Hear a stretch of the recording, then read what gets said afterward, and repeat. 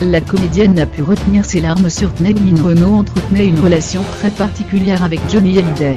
C'est elle qui avait révélé le jeune chanteur au public français dans les années 60, en le présentant sur la RTF. C'est le public qui est seul juge.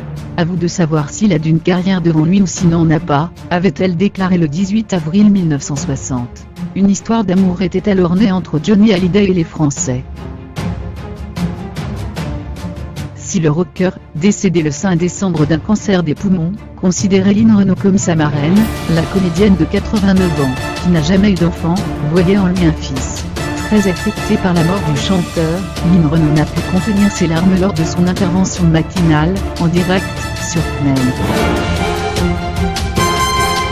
Peu avant 7h30, mercredi 6 décembre, la marraine de Johnny Hallyday a craqué. Interrogée par le duo composé de Kelly Mathia et Romain Desarbre sur un possible hommage national rendu au chanteur disparu, Lynn Renaud a répondu « Je pense qu'il pourrait l'avoir, oui.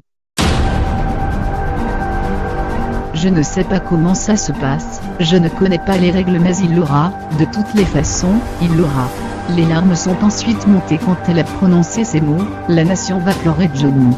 Toute la nation va pleurer Johnny. » La comédienne a alors poursuivi en évoquant son dernier dîner avec Johnny Hallyday, il y a un mois et demi, auquel le comédien et humoriste Danny Boone, et le président de la République Emmanuel Macron avaient été conviés. Il était très pudique, il n'allait pas montrer dans quel état il était. À chaque dîner, Johnny était présent, le Johnny qu'on aime.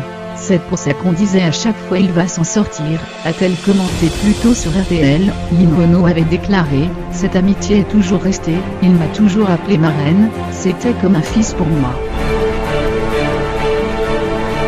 Elle avait évoqué le vaillant combat mené par le chanteur contre le cancer, et le soutien indéfectible de son épouse Laetitia.